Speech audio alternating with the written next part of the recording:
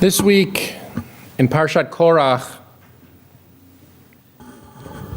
as we just discussed, there's a rebellion against Moses, a challenge to the leadership structure, and in a not so subtle way, God settles it by opening up the earth and swallowing up Korach and all of his followers. And I think over the last several years, I've discussed different frameworks of this narrative: politics, family, leadership. I've discussed these paradigms before. This year, I'd like to focus on the short passage that immediately follows the Korach story. I'd like to focus on Numbers chapter 17. After the rebellion has been quelled, God tells Moses to go collect a staff from each tribe and have the chieftain's name inscribed on that staff. For those of us who aren't so gifted in numbers, in math, I should say, that's 12 staffs with each chief's name inscribed on it. But for the tribe of Levi, God says, "Ve'et shem Aharon tichtov al mateh Levi, ki mateh echad lerosh beit avotam." Inscribe Aaron's name on the staff of Levi, for there is only one staff for the head of your father's house. Seemingly, God is telling Moses that there's only going to be one official head of his house, meaning Moses' house, and Moses is not it. Moses is the leader of the Jewish people, but not the leader of his own family. Sure enough, it's his older brother Aaron whose name will be inscribed on the staff. And of all of the 12 staffs collected, Aaron's staff is the one that sprouts almonds and presents itself as the preferred staff by the divine.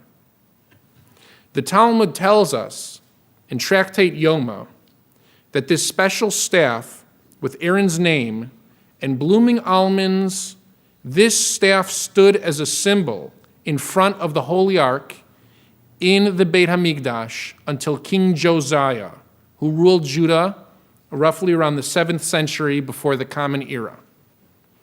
If we date the Exodus sometime around 1250 BCE or so, that means that Aaron's staff stood blooming as a reminder of God's favor for approximately 500 to 600 years for the Jewish people.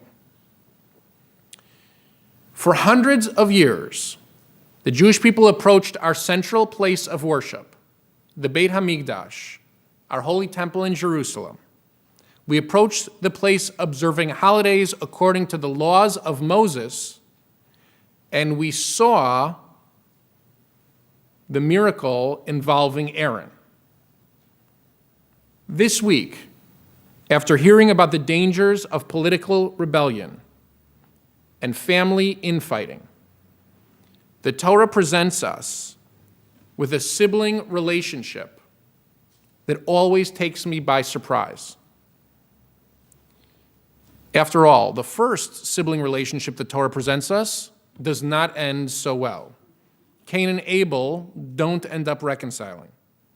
And so after generations and generations, Moses and Aaron seem to get along because God forces the quality of humility on these two brothers.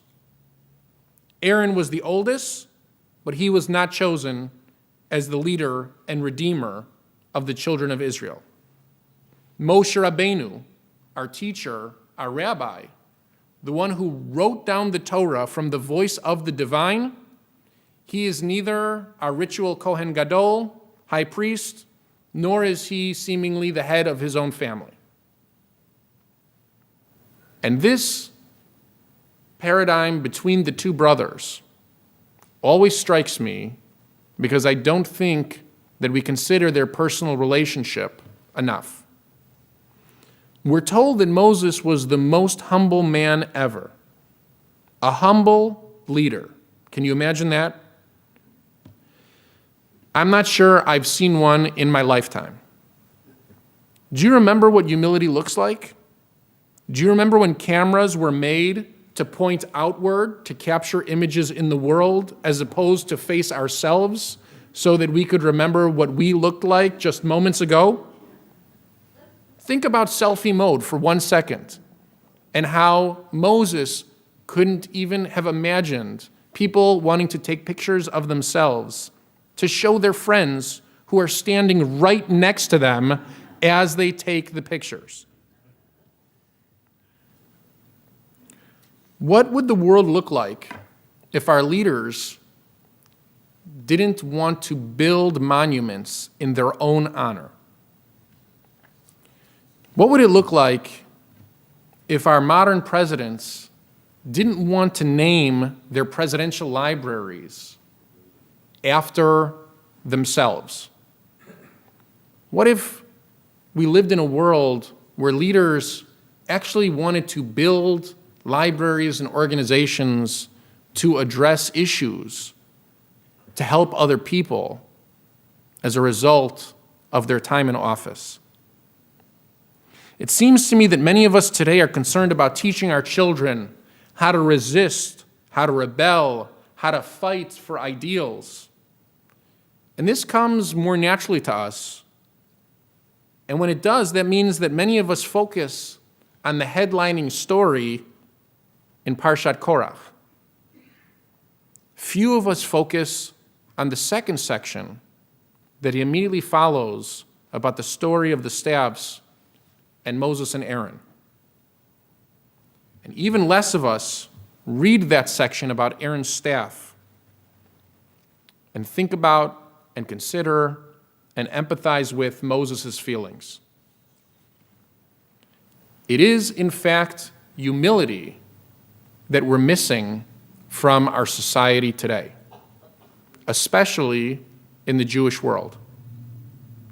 We don't speak with one another, we tweet at one another. We don't debate others' perspectives. We hold self-congratulatory rallies for our own self-think thought groups. We don't train ourselves to listen to others. We don't listen to those with whom we disagree and ask ourselves what we can possibly learn from their perspective.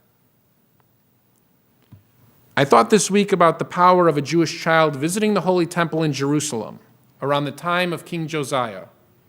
How impactful it must have been to enter Jerusalem, the eternal capital city established by King David, to approach the temple built by Solomon, to see the staff of Aaron, the first Kohen Gadol, the first high priest, and to realize that it's his tradition of service in the form of Kohanim and Levi'im that lived on in that child's temple ritual observances. We don't think enough about Aaron and how he felt when faced with his younger, more privileged brother leading the people he had always lived with and suffered with.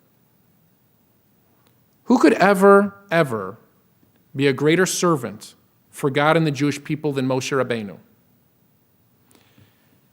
In my mind, I imagine him smiling proudly as he placed the staff with his brother's name, as the Torah tells us, Lemishmeret Leot, to be safeguarded as a sign for all who ever would consider to rebel again, for all who are considering choosing another path, as a sign for all of us who might flirt with the danger of forgetting our identity.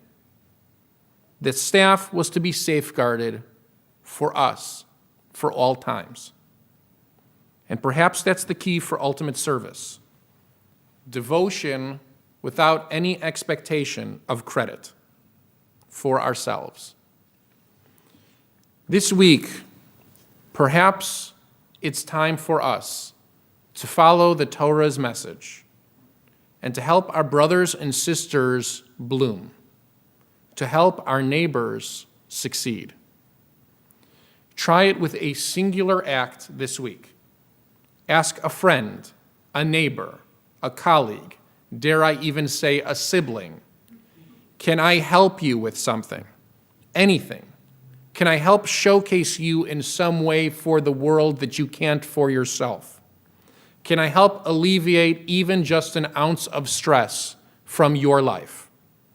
Can I help your staff bloom in your name as opposed to devoting my week to my own staff and my own name? Each and every Shabbat, whether we realize it or not, that's what the Torah does for us. We read it aloud and glean from it wisdom, direction, help. And it takes humility to realize that we need it. Each of us needs guidance and support from the Torah in our own way. And the Jewish tradition is constantly beckoning us to use it, to learn it, to love it, to live it every day. Shabbat Shalom.